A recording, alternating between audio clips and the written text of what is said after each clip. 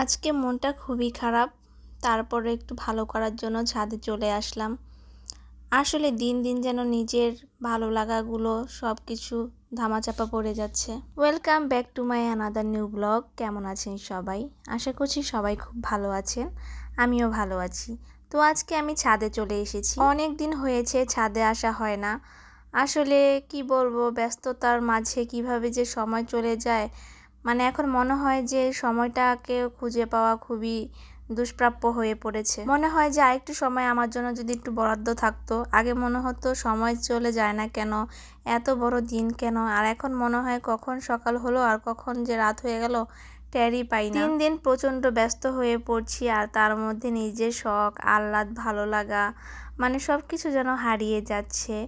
তো মানে কি বলবো, মন খারাপ থাকলেও এখন আর তা প্রকাশ করতে পারি না, ভালো না লাগলেও তা প্রকাশ করতে পারি না। আসলে এত ব্যস্ততার মাঝে যে কোথায় দিয়ে আমার সময়টা চলে যায়, নিজের জন্য একটু সময় খুঁজে বের করতে পারি না। যাই হোক, আজকে কেন জানি মনটা খুবই খারাপ লাগছিল আর কি, তার জন্য ছাদে আসলাম। অনেক দিনই হয়েছে ছাদে আসা হয় না।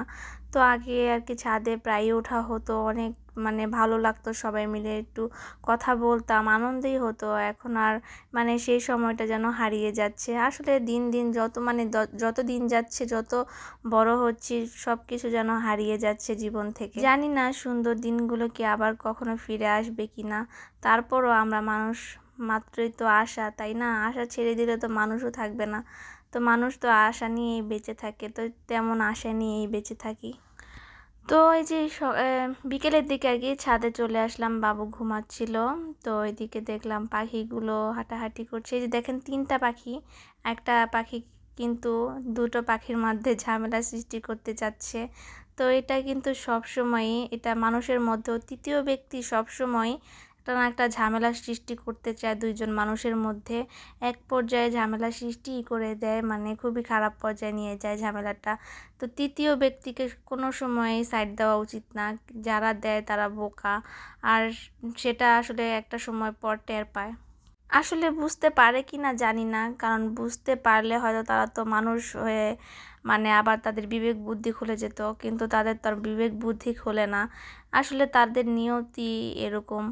তো যাই হোক, এই যে সন্ধ্যার দিকে আমরা আবার একটু ইফতার খেলাম। এদিকে লেবু আর লেবু পাতা দিয়ে শরবত বানালাম। এটা আমার খুবই পছন্দ, লেবু পাতা দিয়ে মানে শরবত বানালে। তো আর এই যে এদিকে ইফতার খাচ্ছি। তো অনেকে হয়তো ভাবতে পারেন আমরা খাই কেন, তো খাওয়ার ভিতরে তো কোনো বাধা নেই, তাই না? তো আমরা তো সবাই মানুষ, সবাই খেতে পারি খাবার জিনিস। তো এই যে এখানে মুড়ি মাখা করছিল মা ইফতার। তো আজকের ভিডিওটি এই পর্যন্তই। ভালো থাকবেন সবাই, সুস্থ